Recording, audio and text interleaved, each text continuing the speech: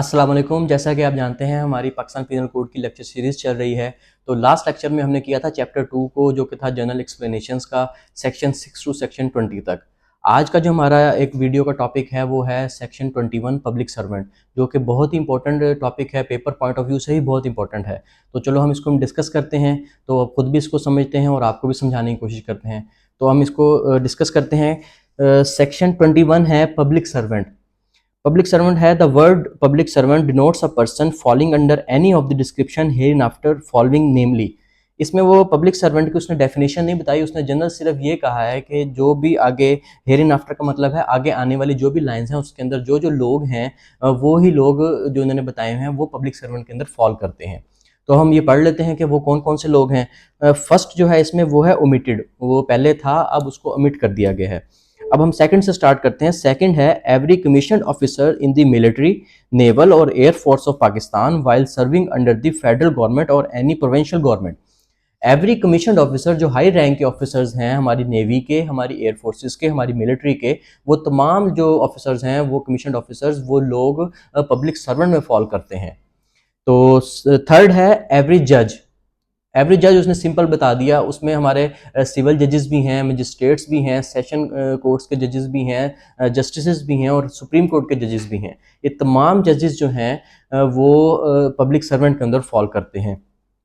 Fourth one है every officer of court of justice whose duty it is as such officers to investigate.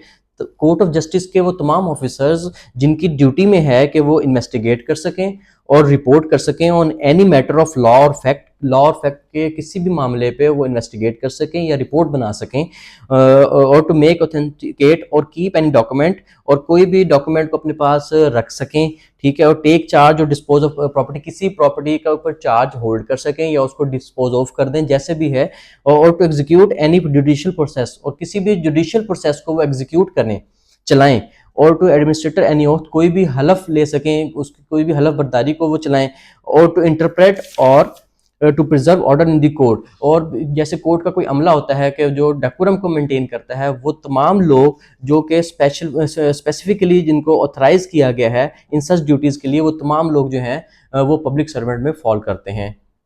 Next है हमारा fifth, every जूरीमैन, assessor और member of a panchayat assisting a court of justice और public servant. अब इसमें बताया गया है कि कोई भी जूरीमैन, कोई भी असेसर या कोई भी मेंबर ऑफ पंचायत, जो जो भी मामला होता है, कभी ऐसा होता है किसी गांव में या कोई विलेज एरिया में कोई मामला होते हैं, तो वहाँ पे पंचायत बैठ जाती है 3-4 लोगों की कि हम इस चीज़ का फैसला करते हैं। वो पंचायत जो होगी वो प्राइवेटली होगी, वो पब्लिक सर्वेंट में फॉल नहीं करेंगे। पब्लिक सर्वेंट में वो पंचायत फॉल करेगी जिसको कोर्ट, वो या तो वो कोर्ट को असिस्ट कर रहे हो या कोर्ट ने उनको कोई ऑर्डर किया हो कि आप इसको असिस्ट करें, हमें इस पर रिपोर्ट दें या कोई भी इसका डिसीजन करें। जो जिस चीज़ में कोर्ट की असिस्टेंस होगी, कोर्ट ऑफ जस्टिस की, उसको, उस जूरीमैन को, उस असेसर को, उस मेंबर ऑफ पंचायत को हम पब्लिक सर्वेंट में कंसिडर करेंगे। सिक्स्थ वन है एवरी आर्बिट्रेटर और other persons to whom any cause और matter has been referred for decision और report by any court of justice. ये भी वही बात है कि कोई भी ऐसा आर्बिट्रेटर, आर्बिट्रेटर बेसिकली होता है सालिस बनना, सालिसी किरदार जो अदा करता है, लेकिन किसके कहने पे? कोर्ट ऑफ जस्टिस के कहने पे, कि वो आपको कहे कि आप रिपोर्ट बनाएं इस पे या इस पे कोई डिसीजन दें हमें, ताकि हमारे लिए फैसला करना आसान हो। तो वो आर्बिट्रेटर, वो या वो पर्सन जिसको ऑथराइज्ड हो कोर्ट की तरफ से, वो भी पब्लिक सर्वेंट में फॉल करता है। नेक्स्ट है number 7th, every person who hold any office by virtue of which he is empowered to place to और keep any person in a confinement. अब आप सोचेंगे कि कन्फाइनमेंट में रखना तो गैर कानूनी है, ये जुर्म है, लेकिन गवर्नमेंट ने कुछ लोगों को, कुछ महकमों को, कुछ पर्सनस को ऑथराइज किया होता है। वो पर्सन कौन है? जाहिर सी बात है, पुलिस ऑफिसर्स। पुलिस ऑफिसर्स को ऑथराइज्ड होता है या वो एम्पावर्ड होते हैं कि वो किसी भी बंदे को अपने पास रख सकते हैं कन्फाइनमेंट में, कस्टडी में। तो ये जो पुलिस ऑफिसर्स हैं ये भी पब्लिक सर्वेंट में फॉल करते हैं।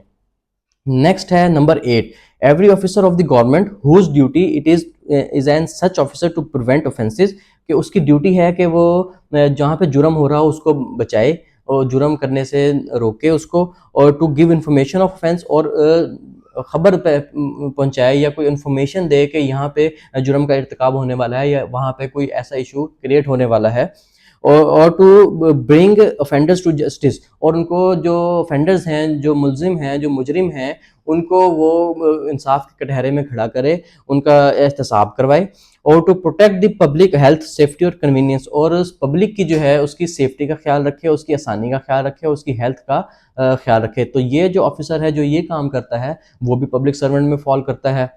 नेक्स्ट है number 9, every officer whose duty it is as such officer, के ऐसे ऑफिसर के तौर पे वो काम करे, टू टेक, जो ले सके, रिसीव कर सके, कीप, अपने पास रख सके, और expend any property on behalf of the government, government के बिहाफ पे वो ये तमाम काम कर सके, और टू मेक एनी सर्वे, कोई भी सर्वे कर सके या किसी भी चीज़ का असेसमेंट कर सके, और कॉन्ट्रैक्ट और कोई भी मुआहिदा कर सके गवर्नमेंट के बिहाफ पे किसी प्राइवेट बंदे से, और to execute any revenue process, और जो हमारे रेवेन्यू प्रोसेस को अगर वो चलाता है जैसे कि महकमा माल का मामलात होते हैं, और टू इन्वेस्टिगेट और टू रिपोर्ट और any matter affecting the pecuniary interest, जो कि गवर्नमेंट के इंटरेस्ट में जो अच्छे हैं, जो उनके इंटरेस्ट के लिए बेहतरीन है मामलात, उनके लिए वो अगर काम करता है वो गवर्नमेंट के बिहाफ पे, तो वो पर्सन जो है वो भी पब्लिक सर्वेंट के अंदर फॉल करते हैं।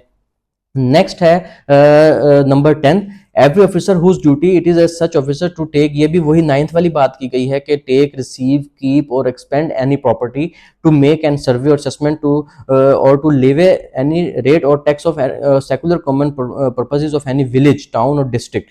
तो ये वो लोग हैं जो कि टैक्स कलेक्शन करते हैं, बेसिकली टैक्स डिपार्टमेंट का वो इसमें मामला, जो भी टैक्स से रिलेटेड जो हायर अथॉरिटीज़ हैं, कंपिटेंट अथॉरिटीज़ हैं, ऑफिसर्स हैं हाईली रैंक, वो भी तमाम लोग पब्लिक सर्वेंट के अंदर फॉल करते हैं।